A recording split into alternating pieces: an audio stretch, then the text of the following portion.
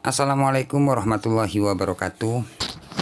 Oke teman-teman, balik lagi di channel Markas Pinjol. Sekedar berbagi informasi ya tentang aplikasi EasyCash. Nah, di video ini saya akan berbagi informasi seputar gagal bayar di pinjaman online. Di sini saya mempunyai tagihan aplikasi EasyCash yang belum dibayar hampir 2 tahun. Total tagihan sekarang sudah mencapai 19.140.000 sekian-sekian. Nah, buat teman-teman yang penasaran tentang resiko gagal bayar, telat bayar di aplikasi EasyCash, kalian simak video ini sampai selesai.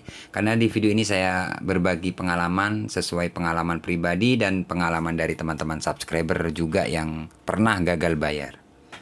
Oke, tanpa lama-lama langsung saja kita bahas teman-teman.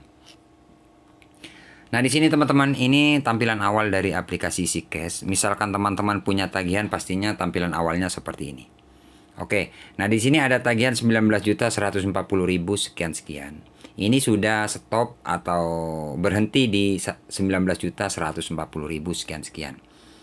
Nah, di bagian telat teman-teman bisa lihat di pojok kanan atas ya. 688 hari. Artinya kalau kita hitung itu sekitar hampir 2 tahun nggak dibayar. Ya, sebenarnya untuk pinjaman awal ini kan mencapai 19 juta. Sebenarnya untuk pinjaman awal ya, untuk pinjaman pokok itu pertama ya, itu sekitar 11 juta. Tapi karena keterlambatan 3 bulan ini mencapai 19 juta. Setelah 3 bulan ke atas itu nggak bertambah lagi teman-teman. Sampai 2 tahun nggak bertambah lagi. Jadi stopnya di 19 juta. Oke, lumayan ya untuk bunganya 3 bulan mencapai 19 juta. Oke, resikonya seperti apa sih Bang kalau kita telat bayar atau gagal bayar? Contohnya seperti Abang di EasyCash. Yang pertama seperti biasa teman-teman ya, sudah pasti kalau kalian telat bayar itu akan dihubungi di WA, di telepon, kayak gitulah ya. Itu ya pokoknya kalau teman-teman telat bayar sudah pasti di WA, di telepon, yang bikin teman-teman panik biasanya. Sebenarnya kalau dari saya pribadi teman-teman gak usah panik kalau misalkan kalian gak mampu bayar atau gak ada dana. Ya, nggak usah panik. Ngapain panik teman-teman? Nggak ada masalah sebenarnya sih. Cuman kalau teman-teman telat 2 hari, 3 hari, 1 minggu kayak gitu, biasanya ada semacam kayak teror, nakut-nakuti. Kalau Anda nggak bayar, data Anda kami alihkan ke pihak ketiga. Data Anda kami sebar misalkan. Data Anda mau disalahgunakan. Misalkan teman-teman yang telat bayar dapat WA atau dapat teror dari pihak penagih seperti itu. Apakah aman Bang? Jawabannya aman. Cuman resiko gagal bayar, telat bayar di pinjol itu memang ya resikonya diteror oleh pihak penagih. Jadi di sini saya informasikan buat teman-teman gak usah takut, itu sudah biasa. Itu cara-cara penagihan pinjol misalkan teman-teman telat bayar. Ini sesuai pengalaman saya pribadi, sejauh ini nggak ada yang namanya sebar data di EasyCash. EasyCash apakah sebar data? Jawabannya enggak. Ini aman sampai sekarang kok. Ya. Sampai sekarang nggak ada sebar data. Makanya di sini saya infokan, misalkan teman-teman telat bayar, kemudian tiba-tiba dapat WA DC mau datang atau data Anda kami salah gunakan atau data Anda mau disebar kayak gitu, itu nakut-nakuti, gertak aja. Ya. Kemudian apakah Abang ini pernah didatangi DC untuk aplikasi EasyCash?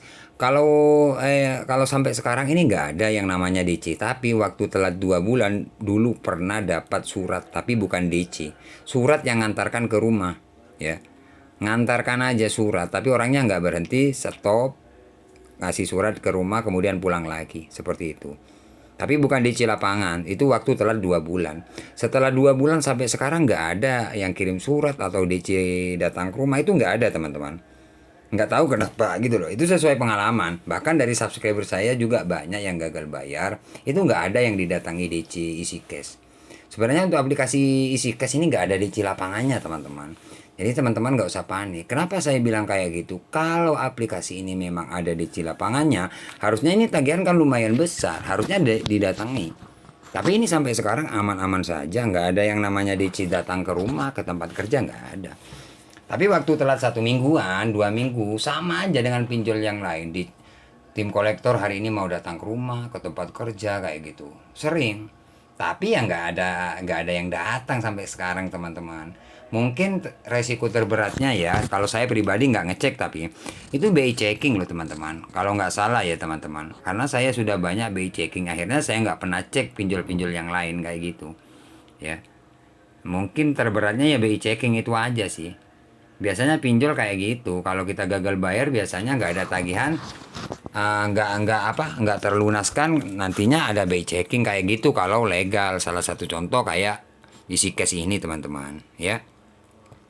Jadi sekedar informasi, sejauh keterlambatan 2 tahun ini nggak ada yang namanya DC datang ke rumah ataupun ke tempat kerja, ya, untuk aplikasi Sikes di tahun 2024 ini nggak ada.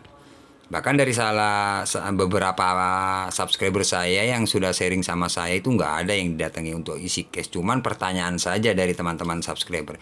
Bang, saya sudah dapat WA kayak gini katanya. DC katanya mau datang hari ini ke tempat kerja kayak itu bener nggak bang dari pihak isi cash mau datang?